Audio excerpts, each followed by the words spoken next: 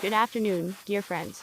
In this video I want to share with you 3 secrets. There are 3 killers of femininity, and 3 ways how to change these things in your life, and implement them in hypnotic meditative techniques, to change your life, and in particular to improve femininity.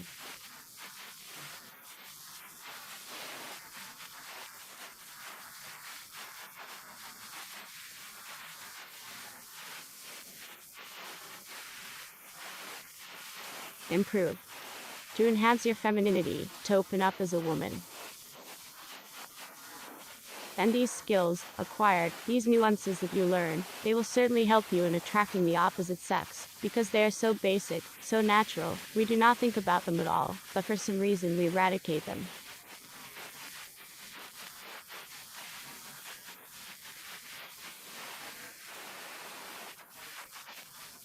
That is, our modern life teaches us to eradicate them, to clean them up. And then we go to various trainings on revealing femininity, on sexuality, how to master a man, how to win him over. Watching a bunch of videos and not realizing what's wrong, what's not working. So, first things first. It's really such a mundane thing. The first is the hair. Hair. The woman's long hair. Feminine is long hair. You may have them there grown, shaved, overgrown, but it's long hair that you and I are taking out. So we cut their hair, short haircuts, we take their ponytails out, we put them in these, I never do, what do you call them?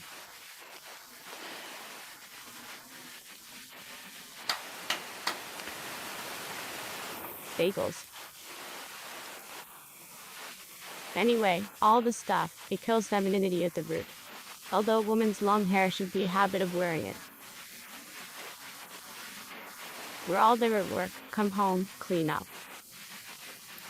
Then we complain why the man is there looking at others.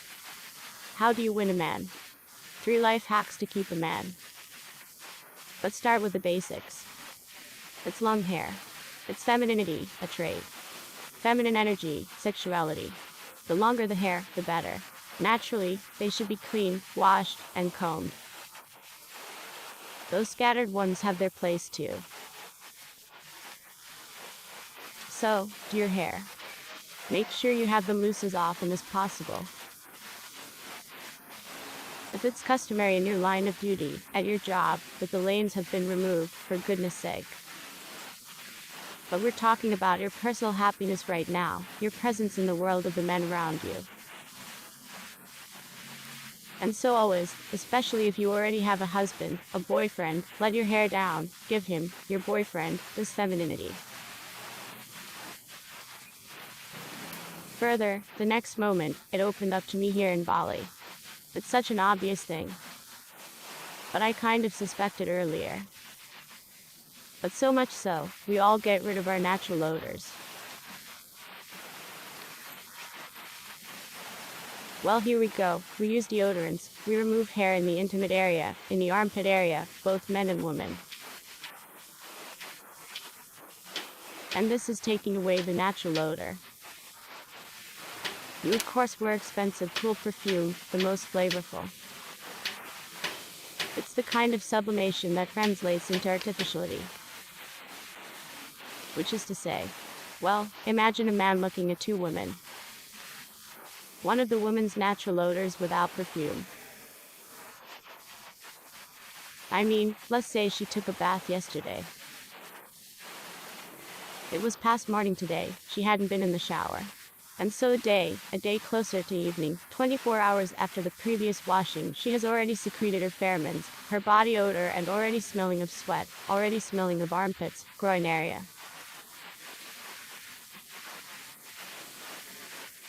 All these sebaceous glands, they work.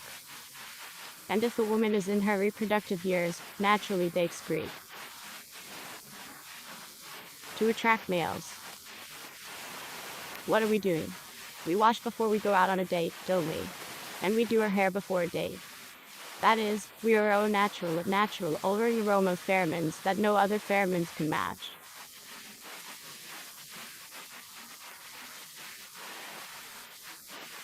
You look at what pheromones are made from, animal secretions, secreted from animals. What does this have to do with the animal secret and our human secret, your personal odor, your body odor even? Not another person, but yours. Why do you pick your individual, special scent and replace it with cleanliness or other smells?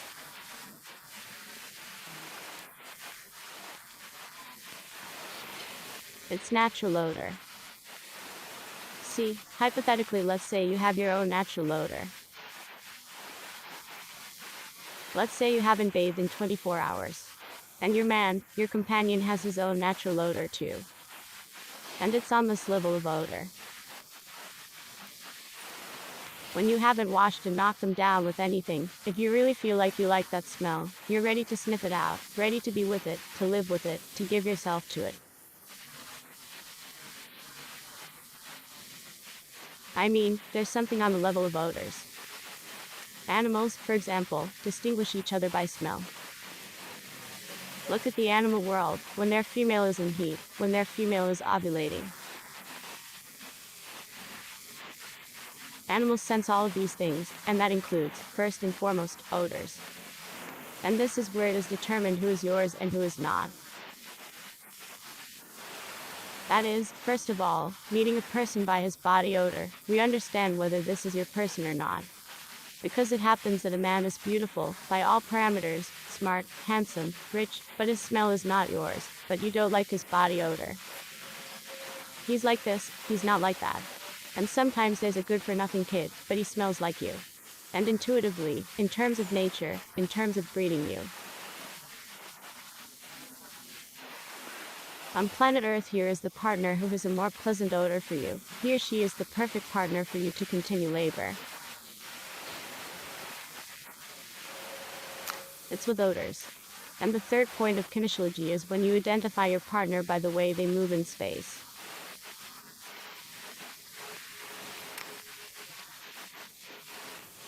Why am I talking about it here now? So much of our childhood we are taught to sit like this. You don't move your hand, you start doing something, you fight, you calm down. I mean, be cool. And that's the way we, especially girls, are taught to do it. And in fact, this science studies just the movement of a person in space. And when a girl is trapped, it's like a stream. Imagine a stream flowing, thin, thin, thin. But when a girl is exposed, when she gesticulates, when she is not in 2D plane but in 5D, when she occupies a space with herself, including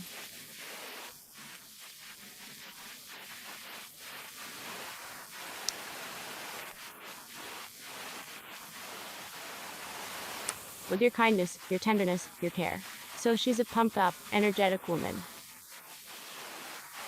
That's the mimic, that maelstrom, they just fly into it. All of them. You've probably noticed women like this who seem to have no idea about anything.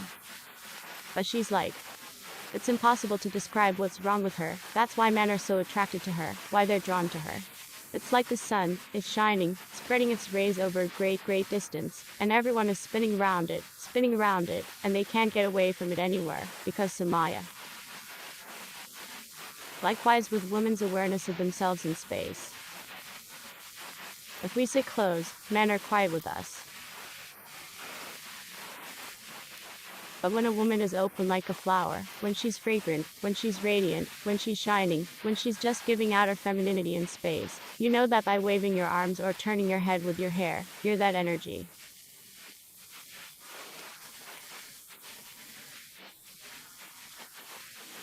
On a molecular level, spread it around a few more meters. And when you add to that natural body odor, your femininity literally encompasses everyone around you.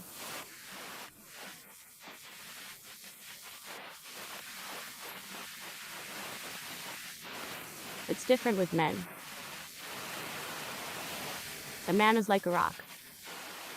So if a woman giving energy, she is like the wind, like the sun, like not a meager river, but like a waterfall powerful, very much power, then the man, he is like a rock usually. And so any such woman, any such breeze wants to hide behind this rock. So for a man to occupy space, it should also be maximized. So it's not like this. And it's some confident posture, some big space, but not like women.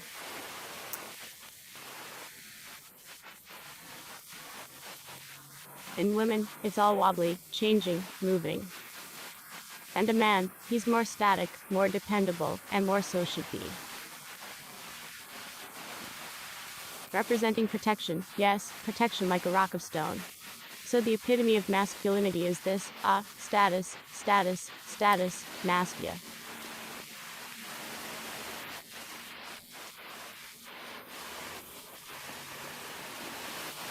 So, how do you apply all this to life? Where did we start with the first one there? Hair. So, if you find it difficult in our real life to apply your hair, to open your hair, I mean to let it down, during trance, during meditation, during dancing, if you are dancing, make sure you let your hair down.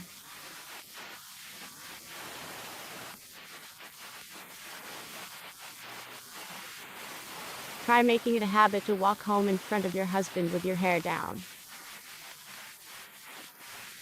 And that hair you have, well, it shouldn't be in your way. Yeah, you shouldn't be rubbing it every 5 minutes. When you feel like you need to lean somewhere, you just tilt them back a little bit, yes, in a slight feminine motion, not like that.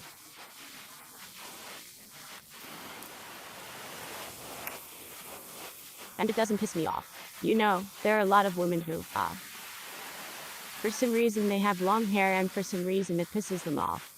I mean, piss me the fuck off. There you go. Tucking hair behind the ear. Well, taking away femininity. I mean, it's better to have hair, it's still there, and you just fix it from your face with this kind of neat gesture. In meditations, in trances, when you try to make this femininity, it is not held back by anything. That is, do not put your hair in a braid, in a ponytail, but try to let the energy pass through your hair, fly away from you, exactly feminine, exactly so long, exactly so refined.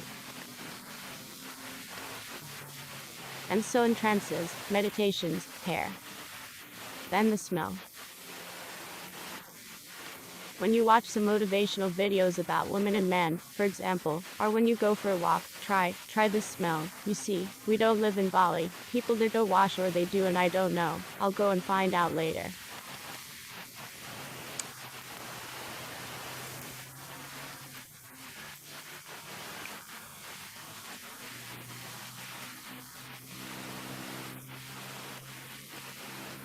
We don't live in a wild country where it's necessary to let it all go to waste, and such a natural love I don't have, and in washing like this morning, afternoon and evening is not necessary either. That is, try to define a balance for yourself. Here think about the fact that you are spiraling consciously under the influence of modern life of egregores, that you need to wash, to be clean.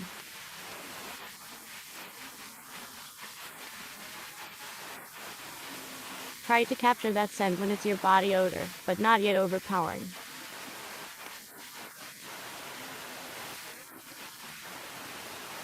Well, I mean, you need to figure out what the span is, yes. Sometimes you can, for example, after fitness, you went to fitness, you were fresh, let's say you did fitness, you come out, and there's this wet smell, body odor, yeah, and try not to go to the shower, yeah, but go home to your husband, let your hair down, yeah, and, well, there, hug him, see what happens. Or go on a date with this particular scent that's fresh. That is, you were washed, but having worked out, these cat glands have been secreted, your natural pheromone is revealed, and here you have, let's say, after the workout immediately date. Try to keep it. If you are very afraid, you can leave some part of the body unwashed and some washed. Try it. And always keep in mind that your body odor is natural. It is the best enzyme, the best perfume. You can top it off with, let's say, a fragrance on your hair, a scent there by your ear, here, light, but so that it doesn't interrupt your natural. Like when a flower blooms and it gives off its fragrance, and all the bumblebees gather to pollinate it. They smell its scents, they fly to pollinate it. It's the same with a woman. Try not to shut down. The next, third thing we had was actually kinesiology, how we feel from space.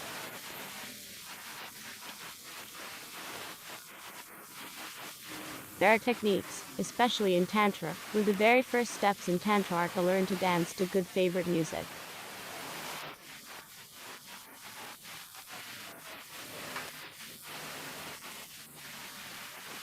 As if no one is looking at you, even if someone is looking at you, and move as loosely as possible, while occupying the whole area of the space where you are, where it is possible to climb, where it is possible on your knees crawl up.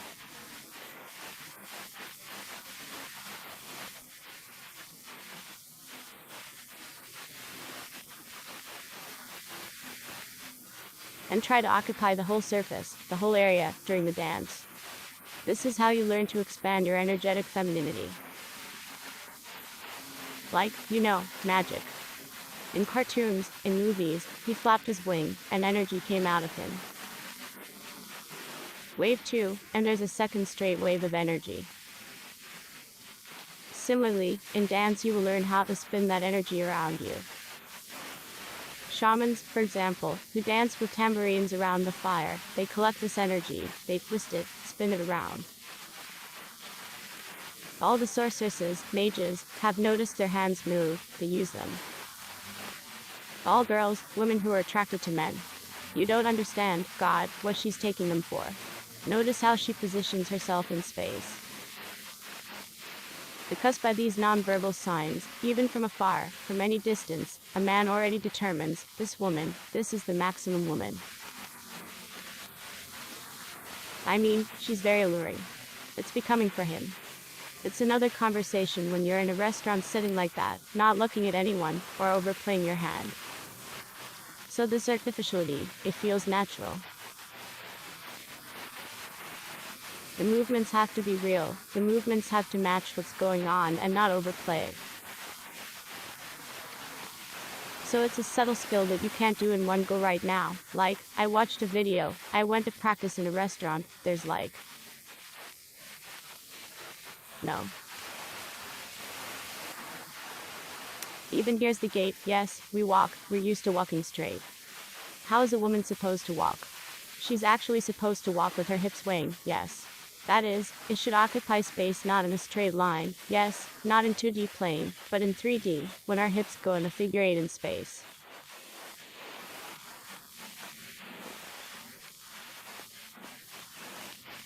That's the ultimate in femininity. I hope my tips have been helpful to you.